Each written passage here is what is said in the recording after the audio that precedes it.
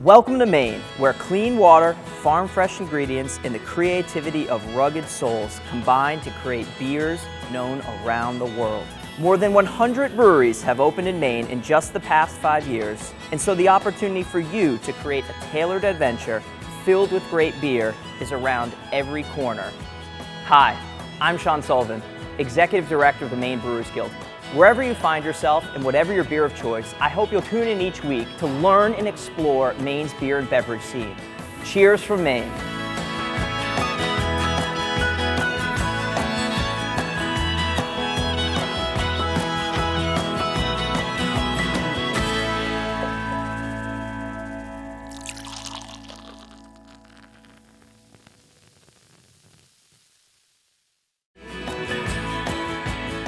We played a gig up in Fort Kent a couple years ago. After the show, we were at this bar called BJ's, and we were partying with some locals.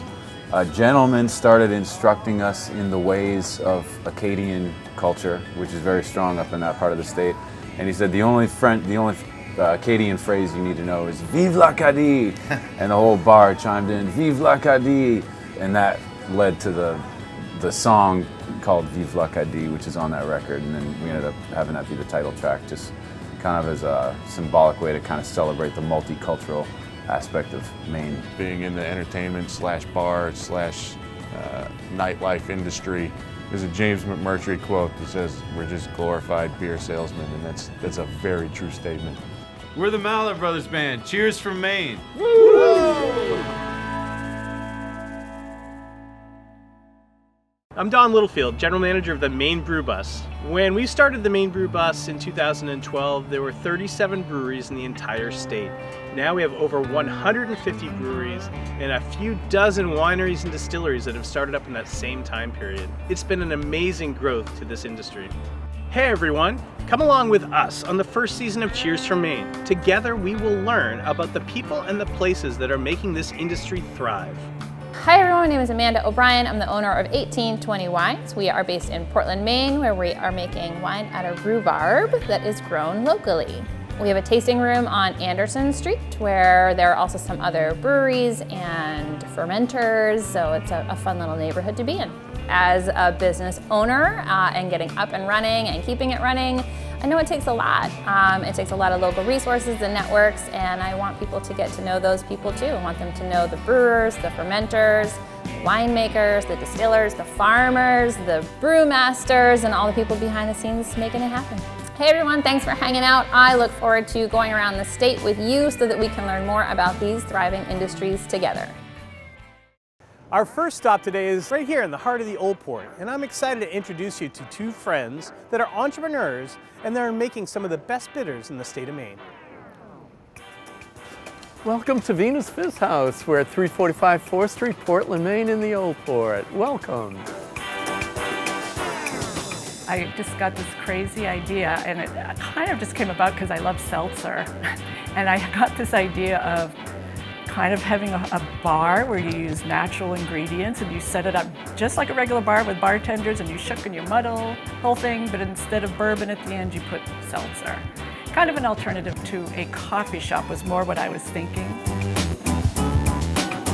The reason we named it Vena's Fizz House was because Vena was my great-grandmother who, in family lore, she was the president of the Maine Women's Christian Temperance Movement back in the day. So she fought against the evils of alcohol. So we thought that's the perfect name because we didn't have alcohol. So we laugh now because 2 years in, we started to add alcohol.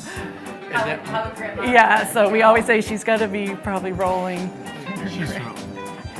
But we do toast to her grave in Evergreen Cemetery once a year. We didn't know how to make drinks when we started, so we learned on the non-alcohol drinks using the bitters. We wanted to learn about bitters and I really love old-fashioned ingredients. So we learned with the old-fashioned ingredients, but we started to find nip bottles in our trash, empty nip bottles of alcohol. So about 2 years in, we realized that people were bringing in their own alcohol anyway. So that was kind of finally the catalyst to maybe we should add. So our menu's split right down the middle. Half the drinks are cocktails, half are mocktails, and that has just worked really well for us. And to this day, it's now a little over 20% of our bar sales our non-alcoholic drinks. We all have the feeling that it's only going to rise because of the sober curious movement that's going on worldwide. We were one of the very first places to have a whole bar of non-alcohol drinks, but no, we had no idea when we started that that was going to be the trend. No. There are wonderful bitter makers too. You know, besides the alcohol, there's also ingredient makers. So we get local bitters and shrubs and syrups. We get as many, you know, of these great, wonderful local companies as we can. And then we started making our own line of, you know, ingredients and cocktail and mocktail products also. And it's just been this wonderful collaboration. I get a palate for bitters. That's the only reason why I can do what I'm doing. I love bitters. That's it. Everyone eats in the world, goes to restaurants, and everyone uses herbs, spice, salts, and peppers. We in the world of liquids use bitters in the same way. They're made of botanicals. That's it in a nutshell. In every one of these bottles, to make it a pure bitter, has a bittering root or a bark in it, and that gives you complexity, gives you health, and it makes our drinks different than probably most any bar in the world, because every one of our drinks, whether they're cocktails or mocktails, has between 1 and 4 bitters, making magic out of ingredients in a cocktail glass. We have bitters for every spirit, every cocktail, every flavored simple sip, every shrub. We have over 200 bitters here. We're in the epicenter of the bitters world. We still pinch ourselves and can't believe that we're doing this, and that just how we've seen it grow in 6 years. Not just our little business, but the whole industry has exploded. And again, the beauty of Maine is that there's such a great collaboration. So we can go to anybody and ask them any questions, any of the distilleries, breweries, and they'll help us out.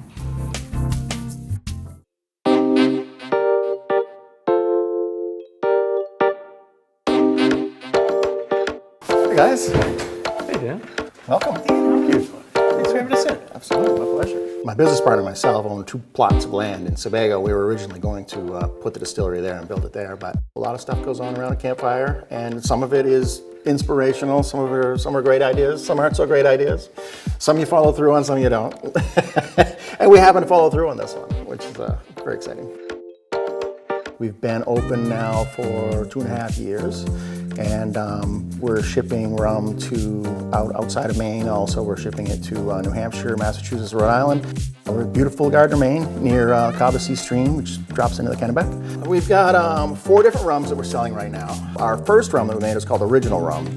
We really designed this to be a very mellow, very easygoing rum. So it's a sipping rum, it's an amber sipping rum. Really designed for people that don't typically drink their spirits neat. So we want something that's very smooth and very easygoing. So our Spider Island rum is obviously darker. It's a little more molasses forward, a little smokier, more like your island style, Jamaican style type of rum. Kopi is an Indonesian word for coffee, and this is flavored with 100% Indonesian coffee, Sumatra beans, and we do a cold brew, which we add as proofing water to bring together. This is a favorite with the mixologists. We bring this down to Portland, and to bring it all the big guys, and they're like, oh, I gotta have one of those. So this is one that's really a favorite with them.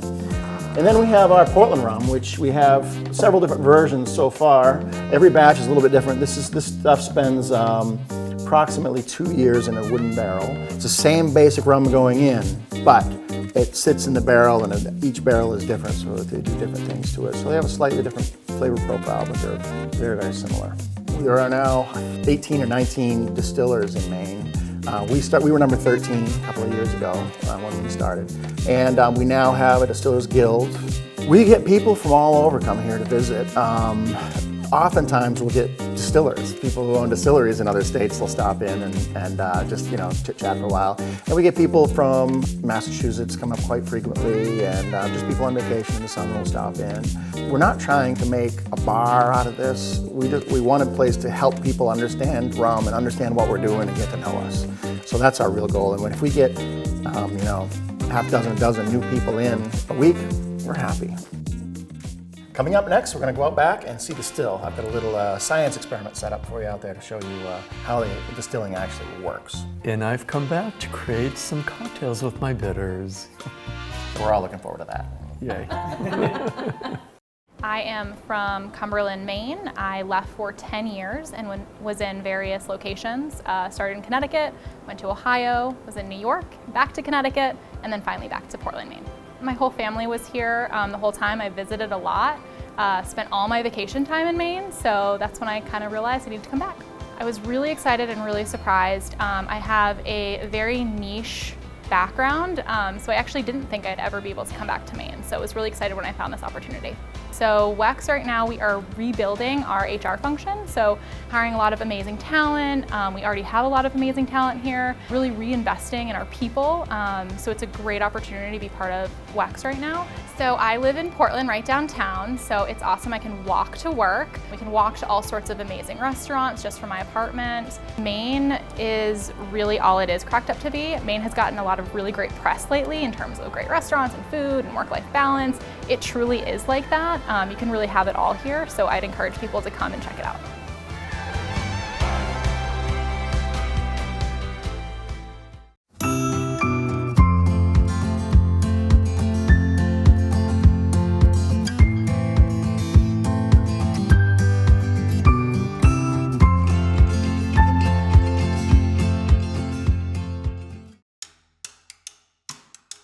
So basically this setup here, this is called a lab still. This is essentially exactly the same as the big still behind me. Now the big still behind me, this big copper pot on the bottom, is where we put our mash in to make the rum. And that is the same, serves the same function as this pot here, which is boiling. So when this is running, there's liquid in there boiling just like this. And then coming up the column is the vapor, the alcohol vapor. The vapors will condense and drip back down and re-evaporate. The more times it does that, the more pure the alcohol becomes. The condenser has cold water running through it, and so as the alcohol vapor hits this cold water, it condenses, and you can actually see the droplets forming on the inside of that condenser, and then they get together and form bigger droplets, which come down into here and drop into what we call the parrot. And the parrot is just a tool to measure the proof. So this is constantly floating up and down, measuring the proof of the spirit that's coming out. The boiling point of a liquid that's water and alcohol mix is based on the ratio of water to alcohol. So as the alcohol in this boils off, the content of alcohol in here goes down and the boiling point goes up. As this goes through its process, we get different characteristics of the spirits coming out. So our friend Steve is here now from Vena's Fizz House, and we love it when he comes around and plays behind the bar because he has this wonderful line of bitters, and being the bitterest man in the world, he's a great one to have behind the bar and mix us some cocktails. These are my two bitters that I basically use in all my rum drinks. Axle. Axle I use heavily with anything that was in an oaken barrel. So I'm bringing out notes that are in this rum besides other ingredients that we're going to add to it. Very simple. I'm going to make a Kopi Old Fashioned. I'm going to do 2 ounces. Organic cane sugar, our simple syrup. I'm going to put in like 4/10 of an ounce. We can always add more if it's not sweet enough. Coffee, 3 drops. I'm going to put in 1 drop of an aromatic, and that has clove, allspice, cinnamon, also sarsaparilla, sassafras. Bitters are considered a food product. Despite having some alcohol in them, legally they're food products. Exactly. So they are legal for us to use. It's like cocktails. McCormick vanilla or almond extract that you buy at Hannaford or Shaw's. It's the same. So, Kopi Old Fashioned. Smell it, because you're going to smell coffee and chocolate because there's some cacao in here. It all comes down to smelling and tasting things as they come off the still to get exactly the profile that you're looking for. So it's all about flavor. I created this drink for a couple of events using this barrel aged. So it's in an oaken barrel for a couple years. Some or not, I'm adding a shrub. Now what's a shrub? It's a simple syrup, but they don't use water. You take away the water and you add vinegar. Let's add a little bitter with pineapple in it. Axle, which is toasted oak, charred cedar. I'm gonna shake this up.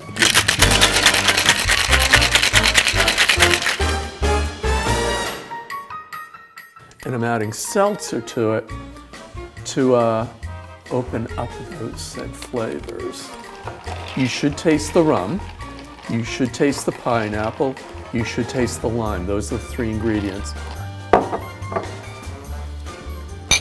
Cheers to you guys at Sebago Lake Distillery. You're doing a bang-up job creating, you're creating unbelievable spirits. I love it. And Steve from Vena's Fizz House in Portland? Yay, why not? Yay. Here we go. Here we go.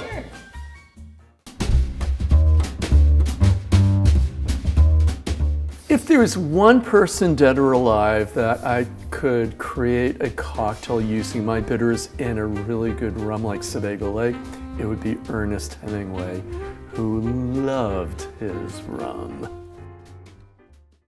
Hi, I'm John Emerson. I own BESSEY Motor Sales, and I moved back to Maine in 2012. BESSEY's been in business for about 60 years. And the goal is just to make it, the hub for Western Maine.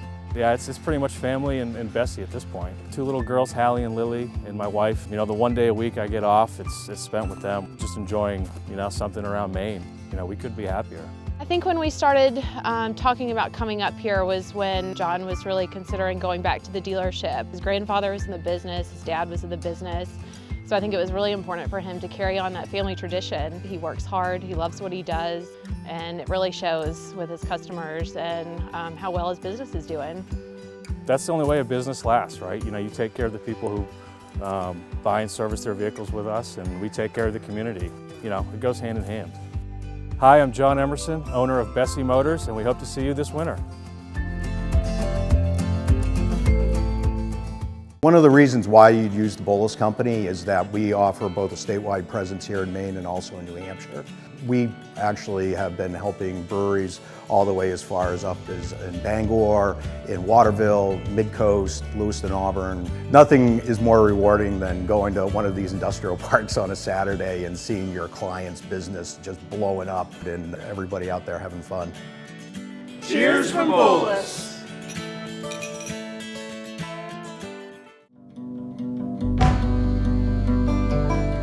Boy, we've got farmers here, we've got brewers here, we've got people who just want to learn about Maine's beer culture. A great time to drink some great beers and eat some great food. Behind us, we've got a dinner shaping up, farm-to-table dinner. Allagash is launching 16 counties in cans. Everybody knows 16 counties if you grew up in Maine, and the simple truth is beer is being made with local ingredients these days. Allagash has committed to using local ingredients in their beers, and 16 counties is a perfect example of that. I think anytime you can connect the beer to the land, that's going to make people want to drink it. I think Allagash making that commitment to 1 million pounds of grains from Maine is huge. What a lot of people don't know is that Maine potato farmers have always planted barley. Barley is a key ingredient in beer. What's happening in Maine is processors are opening up malt houses. They're taking raw grain and turning it into an ingredient that brewers can use to make great beer. I grew up in a potato farming family of 6 generations of potato farmers, and the Maine Grain Alliance was created to help inspire and empower those people who are helping to build regional grain economies. And so what that means here in Maine is that we support a whole network of grain professionals, from farmers to brewers to maltsters to bakers, oven builders. We think of ourselves as helping to connect and reap the benefits of this cross-pollination across industries. We grow oats for Allagash. So we're a farm, but we're also a value-added producer, so we have a flour mill, and that's where we roll the oats, which is in this beer 16 counties, as well as other beers like Allagash White. Aroostook County grows really great grains. Cool nights put plants under stress, which makes them sweeter. The oats have great flavor, the wheat has a great flavor that, tastes like the county. Yeah, the journey towards 1 million pounds of grain is going, I guess, kind of how we hoped it would. We're not the only ones. There's lots of breweries here in the state who have either made commitments or are just doing the right thing by supporting these farmers and millers and maltsters here in the state. This beer, 16 counties, we use local grains in lots of our beers, including our core beers, but this one is 100%. Every grain that's used to make this beer is grown in the state and processed in the state. This event tonight is kind of disguised as a release of cans, but in reality this event is more about a thank you to the farmers and maltsters and millers who we've worked with for all these years. And really without what they're doing in the field and in the malt house, we wouldn't be able to make this beer. all the different producers that are feeding the food and beverage industry in Maine produce grains that went into this beer. So it's kind of exciting to have all of us come together into one brew that really showcases what we do in Maine. For us especially, it feels more like a celebration of the harvest in Maine. So really what we did this past year, it's all coming together in one can, something that we can all enjoy together. It's a fantastic event. Cheers from Allagash and cheers from Maine.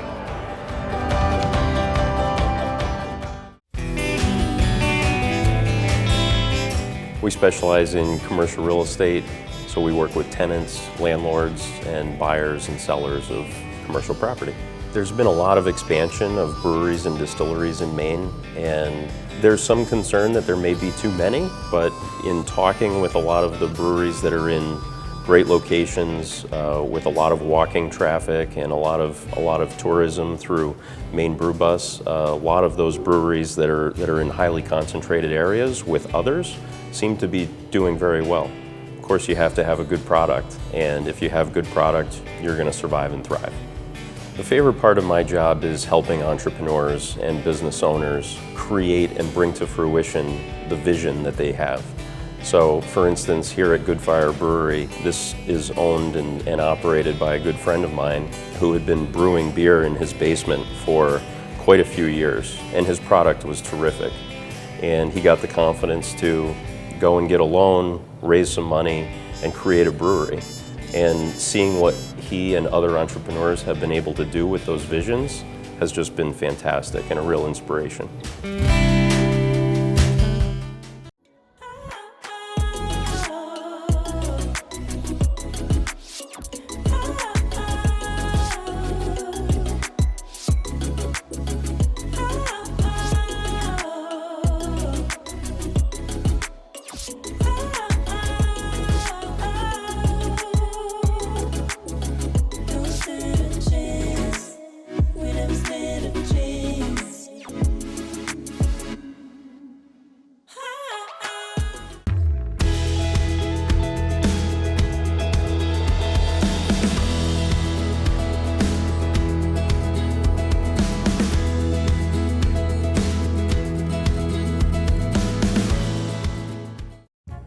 We are at Uncorked Wine and Cheese on 145 Civic Center Drive in Augusta, Maine, and this is my little wine and cheese shop with a focus on quality and craftsmanship without the huge price tag. We do a lot of tasting of wine in order to find those quality-driven wines. What kind of effort goes into building that wine from the grapes up? I'm from Maine originally. I lived away for a long time. I was an executive in the restaurant world in Boston. And life took me in a different direction and brought me back to Maine. The support that I have received, the fact that people will drive here to come to my little tiny store and talk to me about a bottle of wine never ceases to amaze and impress me. I find that even in my little tiny store with limited space, I do my best to support as many other Maine businesses as I possibly can, because I think that if we don't all help each other, we're going to go under sooner or later. Central Maine really sticks together. And for my customers, I hear it all the time. It's important to support Maine businesses. So now one of my favorite little cocktails to drink, and you'll find this in my fridge at home, is this lovely white vermouth from Northern Italy. Easy to make. Share with friends, and they'll never ever believe that it's actually vermouth is the main ingredient. So I like to just add a little bit of tonic water, whatever tonic water you've got on hand, and put a nice twist of orange in it. Cheers, Amanda. Thanks for coming. We hope to see you again here at Uncorked Wine and Cheese in Augusta. Hey everyone, thanks for watching our travels this week. And tuning in to check out the craft industry. Beer, wine, and spirits are making up a larger and larger part of our economy. We thank you for your help. Yeah, and to check out all the shows, please visit mainlifemedia.com and Maine Life Media on Facebook. See you next week, everybody. I put this in my coffee every morning. I mean, I put bitters in everything, but this... Make some mashed potatoes. Yeah, that would be great. Okay, so... Grab your favorite drink, sit back and relax. I am passionate. I want you to get out there. Get out there.